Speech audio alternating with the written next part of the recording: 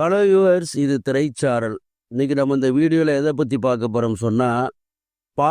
நீலகண்டன் இயக்கி அதிக லாபத்தை அள்ளி கொடுத்த எம்ஜிஆரின் 6 படங்கள் அப்படிங்கிற விவரத்தை தான் இப்போ நம்ம இந்த வீடியோவில் பார்க்க போகிறோம். பா. நீலகண்டன் எம்ஜிஆரை வைத்து பல படங்களை இயக்கியுள்ளார். பல படங்கள் 100 நாட்களுக்கு மேலே ஓடி இருக்கின்றன. இருந்தாலும் பா. நீலகண்டன் இயக்கி அதிக லாபத்தை கொடுத்த எம்ஜிஆர் படங்களை பற்றித்தான் இப்பொழுது இந்த வீடியோவில் பார்க்கவிருக்கிறோம்.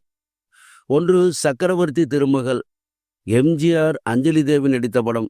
இந்த படம் 100 நாட்களுக்கு மேலே ஓடி நல்ல வசூல் சாதனை ஏற்படுத்தியது.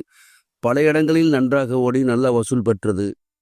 இந்த படத்தின் மூலம் தயாரிப்பாளருக்கு நல்ல லாபம் கிடைத்தது. அடுத்து, திருடாதே.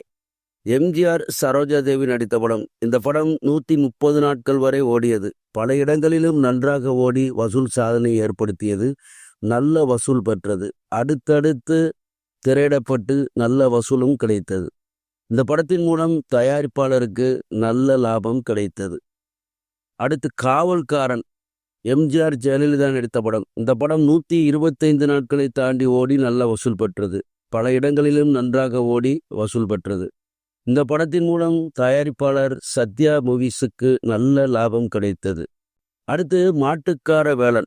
எம்ஜிஆர் ஜெயலலிதா நடித்த படம். இந்த படம் 180 நாட்கள் வரை ஓடி வசூலில் சூப்பர் சாதனையை ஏற்படுத்தியது. பல ஊர்களில் 100 நாட்களை கடந்து ஓடி வசூலில் சாதனை படைத்தது. இந்த படம் மூலம் ஜெயந்தி பிலிம்ஸுக்கு அதிக லாபம் கிடைத்தது. அடுத்து, என்னண்ணன். எம்ஜிஆர் ஜெயலலிதா நடித்த படம். இந்த படம் 112 நாட்கள் வரை ஓடியது. அப்படி ஓடினாலும் பல இடங்களில் நல்ல வசூல் சாதனையை ஏற்படுத்தியது. ABC ஆகிய 3 சென்டர்களிலும் நன்றாக ஓடி அருமையான வசூலை பெற்றது. என்னண்ணன் படம் மூலம் தயாரிப்பாளருக்கு மிகுந்த லாபம் கிடைத்தது.